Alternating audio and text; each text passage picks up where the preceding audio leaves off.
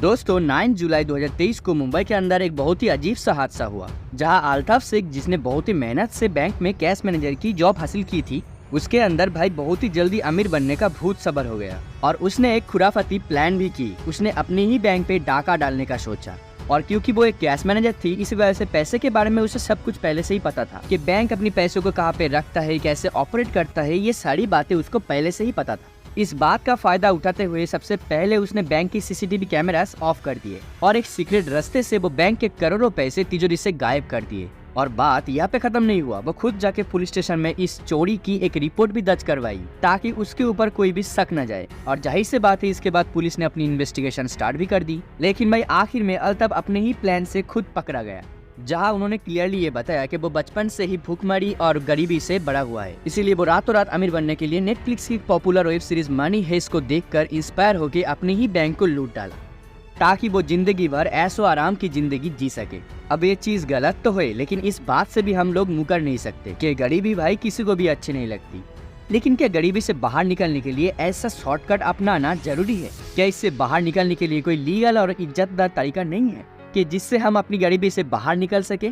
और भाई अमीर बनने का ऐसा कौन सा सीक्रेट है जो अमीर लोगों को हजारों साल पहले से ही पता है, लेकिन वो गरीब लोगों से हमेशा छुपा कर रखते हैं? और भाई क्या सच में गरीब परिवार में पैदा होना एक श्राप है, या फिर इसे जानबूझकर एक श्राप की तरह दिखाया गया है? और ये अमीर लोग क्यों नहीं चाहते कि आप और मैं इस गरीबी की चक्रव्यूह से बाहर ही ना निकल पाए? आखिर वो ऐसा कौन सा बड़ी सच है जो अमीर लोग आपसे, मुझसे, हम सभी से हजारों साल पहले से छुपाते आ रहे हैं? तो मेरे भाई, इसीलिए आज का ये वीडियो आपके लिए बहुत ही ज्यादा स्पेशल होने वाला है, क्योंकि आज की इस वीडियो पे अमीर लोगों की इन सारे काले कारनामों के ऊपर से मैं पर्दा हटाने वाला हूँ। और मैं पहले ही ये बता देता हूँ कि इस वीडियो में मैं कोई भी बात अपने मन से नहीं बताने वाला, बल्कि जो चीजें प्रॉपर साइंटिफिक रिसर्च और एविडेंस के द्वारा प्रमाणित किया गया है, मैं उन्हीं सभी चीजों को आपके सामने ले आने वाला हूँ। तो गाइस, आज का ये वीडियो आखिर तक देखना ना भूलना। तो चलिए विदाउट वेस्टिंग योर टाइम आज का इन्फॉर्मेटिव वीडियो जल्दी से स्टार्ट करते हैं। अब आगे बढ़ने से पहले आप सभी के मन में ये सवाल जरूर आ रहा होगा कि क्या हम लोग तब भी अमीर बन सकते हैं जब हमारी जेब पूरी तरह खाली हो? और क्या कोई ऐसा तरीका है जहाँ पे हम जीरो से स्टार्ट करके करोड़पति बन सकते हैं? तो दोस्त, यहाँ पे मैं बिल्कुल भी आपको झूठ नहीं बोलूंगा, आपको सिर्फ एक ही वर्ड में मैं कहूंगा कि हाँ, पॉसिबल है, जिसके लिए बस आपको इन तीन चीजों को समझना होगा: एसेट, लायबिलिटीज और इन्वेस्टमेंट। अगर मैं इसे सिंपल वे में समझाऊं तो बहुत सालों पहले एक टापू में 3 लोग रहते थे। उस टाइम पर टेक्नोलॉजी इतनी इम्प्रूव नहीं थी, इस वजह से वो तीनों समुद्र किनारे पूरा दिन मछली पकड़ते रहते थे और वो लोग उसी को खा के जिंदा रहते थे। लेकिन इन बेचारों के पास मछली पकड़ने का कोई हथियार नहीं था, इसीलिए ये लोग अपने हाथों से ही समुद्र में डुबकियां लगा कर मछलियां पकड़ते रहते थे, जिससे भाई लिटरली उनका पूरा दिन चला जाता था। और उस पूरे दिन मेहनत करने के बाद वो सिर्फ एक ही मछली पकड़ पाते थे और हर दिन उनका इसी तरह गुजरता था। वो सुबह उठते, मछली पकड़ते, खाते और सो जाते और यही चीज उनका लूप में चलती थी। यानी कि एक तरीके से वो मैट्रिक्स के माया जल में फंसे हुए थे। इसीलिए तीनों अपनी लाइफ से फ्रस्ट्रेटेड हो चुके थे, क्योंकि मछली पकड़ने के लिए वो कोई भी दूसरा काम नहीं कर पाते थे, जैसे कि बारिश से बचने के लिए खुद का घर बनाना,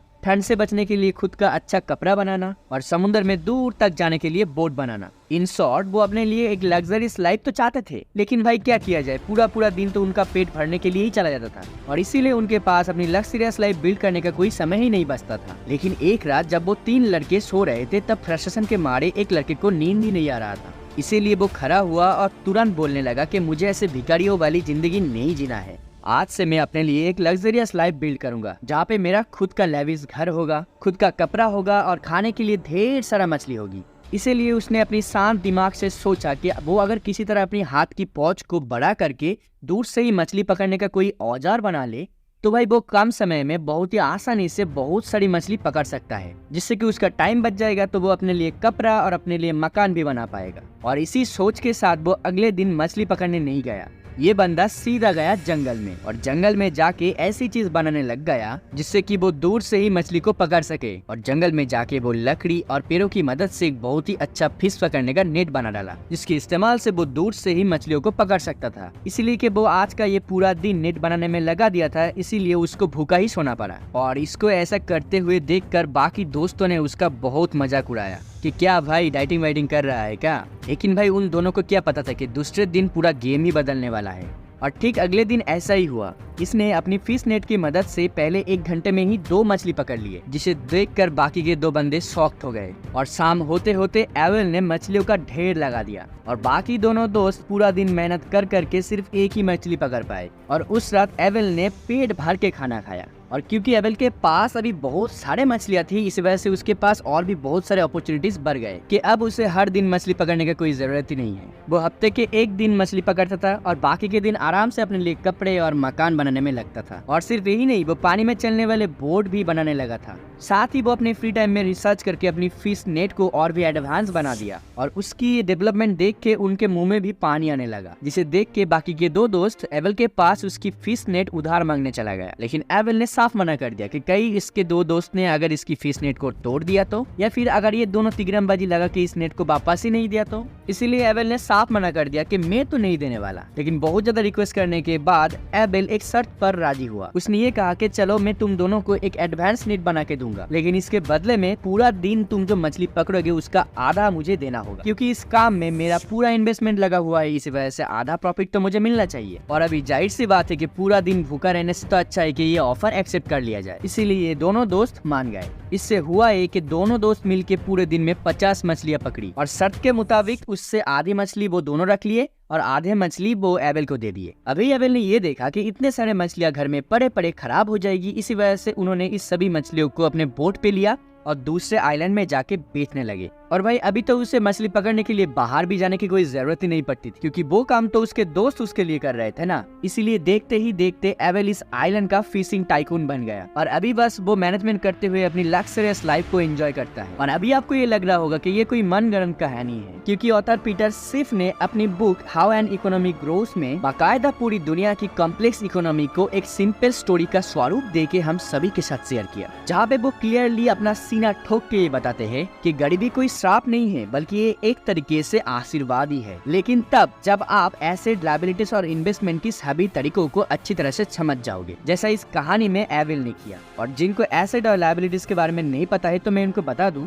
एसेट्स उन सभी चीजों को बताया जाता है जो आपको हर महीने पैसे कमा के देता है। लायबिलिटीज ऐसी चीजों को कहा जाता है जो आपकी जेब से पैसे निकालवाता है, जैसे कि कार, मोबाइल, रेफ्रिजरेटर, टीवी, ऐसी चीजें। जैसे देखा जाए तो 2021 में मैं अपनी काम और बिजनेस के सिलसिले में पुणे शिफ्ट हो गया था और यहाँ पे भाई मैंने एक बहुत ही अजीब सी चीज नोटिस की। मेरे घर के सामने जो वर्मा अंकल रहते थे वो अच्छी खासी एक बैंक में जॉब भी करते थे, जिनकी सैलरी आराम से 30 से 40 हजार की थी। लेकिन फिर भी उनके घर में जो खाना बनाने वाली आंटी आती थी वो एक्चुअली में उनसे भी ज्यादा अमीर थे। वर्मा अंकल की फैमिली उतनी बड़ी नहीं थी, वो अपनी दोनों बच्चे और अपनी वाइफ के साथ रहते थे और पूरे घर में वो अकेला कमाने वाला इंसान था, इसलिए वो इस फैमिली के एसेट हो गए। बाकी तीनों मेंबर जो कोई भी पैसा नहीं कमाते थे, उल्टा उनके ऊपर खर्च होते थे, इसलिए वो एक तरीके से लायबिलिटीज है। अब जैसे कि हर कोई इंसान करता है, बच्चों की कपड़े, हायर एजुकेशन और खाने के लिए तो वो 20,000 रुपए खर्च कर देते थे और हर महीने 5 से 10,000 रुपए सेविंग भी कर लेते हैं। अगर सिंपल हिसाब में कहूँ तो महीने के एंड में हर एक फैमिली मेंबर के लिए 2 से 2,500 रुपए बच जाते हैं। लेकिन भाई अगर मैं कुकिंग वाली आंटी की बात करूँ तो उनके फैमिली में भी 4 लोग रहते हैं, हस्बैंड, वाइफ और 2 बच्चे। उनमें से उनकी हस्बैंड तो ऑटो चलाते, जो महीने में कम से कम 15-20 हजार की कमाई कर लेता है। लेकिन भाई कोविड के टाइम पे उनका हस्बैंड का काम बंद होने लगा और घर में पैसों की कमी होने लगी, तो भाई मजबूरी के मारे आंटी को घर घर जाके कुकिंग करना पड़ा। अब शुरुआत में तो आंटी को ये श्राप जैसा लग रहा था, लेकिन धीरे धीरे उनका यही श्राप उनका आशीर्वाद बन गया, क्योंकि आज ये आंटी 5 से 6 घरों में कुकिंग का काम करते हैं, जिससे वो आंटी कम से कम 20 से 25 हजार तो कमा ही लेता है। और माता पिता को सपोर्ट करने के लिए उनकी बेटी भी छोटे बच्चों को ट्यूशन भी देते हैं, यानी कि वहाँ से भी छोटी मोटी कमाई तो हो ही जाती है। और क्योंकि ये फैमिली खुद को पुअर समझता है, इसी वजह से इन्होंने अपने बच्चों को सरकारी स्कूल में दाखिल किया है। और अगर परिवार में किसी को मेडिकल इमरजेंसी की जरूरत हुई तो वो प्राइवेट की जगह गवर्नमेंट हॉस्पिटल में ही एडमिट होता है। साथ ही ये लोग ना ही तो बेफजूल के ब्रांडेड कपड़े खरीदते हैं और ना ही आईफोन खरीद के झूठी शान दिखाने का शौक रखते हैं, जिससे कि एंड ऑफ द मंथ ये लोग 20 से 25 हजार रुपए आराम से बचा लेते हैं। यानी कि हर एक महीने के एंड में इस फैमिली के हर एक मेंबर के हाथ में 5 से 6 हजार रुपए आते हैं। लेकिन भाई बात सिर्फ यही पे नहीं रुकती, क्योंकि कुछ टाइम पहले ही आंटी मुझे बता रही थी कि आंटी ने अपनी सारे सेविंग्स के पैसों से खुद का ठेला लेने की जगह अपने लड़के के लिए एक बड़ी सी बिल्डिंग में एक बड़ा सा दुकान खरीद लिया और उस दुकान को एक बेकरी वाले के पास रेंट में दे दी। और मैं आपको ये आइडिया करके बताता हूँ कि ऑन एन एवरेज पुणे में एक दुकान की जो रेंट है वो 25,000 से 1 लाख के बीच में होता है। और वही हुआ, उनको हर महीने 30,000 रुपए का रेंट आता है, जिससे 20,000 रुपए वो EMI पे करता है। है और 10,000 रुपए उनकी बेटे के नाम पे क्लियर मुनाफा वाले सेविंग्स में जाते हैं। ये लोग काफी डाउन टू अर्थ वाले लोग हैं, इसी वजह से वो उस दुकान को अपनी तीसरी बच्चे के जैसे समझते हैं, जो अपनी माता पिता को एक अच्छे बच्चे की तरह पैसे कमा के दे रहा है। अब आप ये खुद सोचो कि यहाँ पे असली अमीर कौन है, कुकिंग वाले आंटी या फिर वर्मा अंकल? इसका जवाब मुझे कमेंट करके बताना। और मैं आपको बिल्कुल भी ये नहीं बता रहा हूँ कि वर्मा अंकल एक बेवकूफ इंसान है और आंटी एक बहुत ही चालाक, क्योंकि कोविड से पहले आंटी का परिवार भी एक पुअर साइकिल में फंसा हुआ था।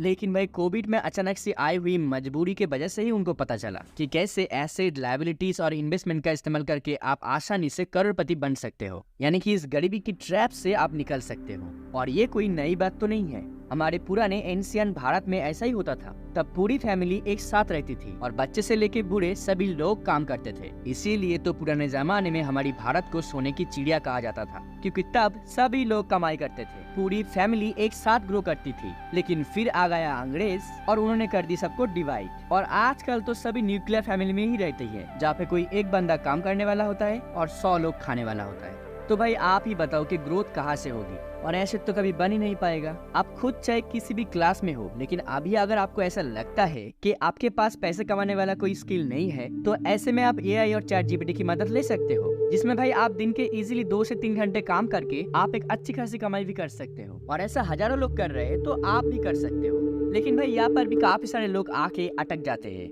या पे लोग उस वर्मा अंकल की तरह पैसे तो कमा लेते हैं, लेकिन अपने लिए कोई एसेट नहीं बना पाते जो हर महीने उनको एक मोटा पैसे कमा के दे। और मैं आपको ये बिल्कुल भी नहीं कह रहा हूँ कि आप इस काम वाली आंटी के जैसा अपने लिए दुकान या फिर फ्लैट खरीदे, बल्कि अगर आप इन्वेस्टमेंट की इस टर्म को अगर बारीकी से समझोगे तो आपको पता चलेगा कि इंडिया जो है एक बहुत बड़ी स्टॉक मार्केट या फिर शेयर मार्केट प्लेस है, जो आगे जाके और भी ज्यादा पावरफुल होने वाला है। और इसमें इन्वेस्ट किए हुए पैसे हर साल कंपाउंड इंटरेस्ट दे रही है, और इसमें आपको कुछ करने की जरूरत नहीं है। जो टॉप 50 कंपनी है वो आपके लिए काम करेगा और उनके ग्रोथ के अकॉर्डिंग आपके पैसे कंपाउंड इंटरेस्ट देती जाएगी। तो अगर कोई इंसान हर महीना 2,000 रुपए भी इन्वेस्ट करता है ना अगले 30 सालों तक, तो उसके पास अगले 30 सालों में 1.1 करोड़ रुपए होंगे। और अगर वो इंसान स्मार्ट होता है और अपनी SIP को वो हर साल 10% इंक्रीज करता रहता है, यानी कि पहले साल 2,000 रुपए, दूसरी साल 2,200 रुपए, तो ऐसा करते हुए वो अगले 30 सालों में 2.3 करोड़ कमा लेगा, वो भी बिना किसी एफर्ट के, बिना किसी मेहनत के। बस सिंपली अपना पैसा निफ्टी 50 में डालना है, जिसका एस्टिमेटेड रिजल्ट आप खुद स्क्रीन पे देख सकते हो, क्योंकि अनगिनत लोग ये सब कर चुके हैं। तो भाई अगर आप भी मिडिल क्लास या फिर पुअर क्लास में फंसे हुए हो और बहुत ही जल्द आप इस ट्रैप से बाहर निकलना चाहते हो, तो इन 3 प्रिंसिपल को आपको बारीकी से समझने के बाद इसे इस्तेमाल भी करना होगा। इसके अलावा आपके पास और कोई चारा भी तो नहीं है, वरना आपको जिंदगी भर इस ट्रैप के मायाजाल में इसी तरह घूमता ही रहना होगा। और ये जो पूंजीवादी लोग हैं, ये तो चाहते ही है कि आप जिंदगी भर इस चक्की में आटा पीसते रहो, ताकि वो आपको गुलाम बनाकर जिंदगी भर जिंदगी का मजे ले सके। इसीलिए ऐसे चीजों को वो आपको स्कूल या फिर कॉलेज में नहीं सिखाते। तो गाइस आज का ये वीडियो मैं यहीं पे खत्म करता हूँ। आई होप आपको ये वीडियो अच्छी लगी होगी। अगर अच्छी लगती है तो अपने दोस्त, अपनी फैमिली सभी के साथ जरूर शेयर करना, और अभी तक अपने इस चैनल को सब्सक्राइब नहीं किया है तो मुझे सपोर्ट करने के लिए जरूर सब्सक्राइब करना। तो मिलते हैं नेक्स्ट कमल की वीडियो पर, तब तक के लिए have a good day, take care and Tata.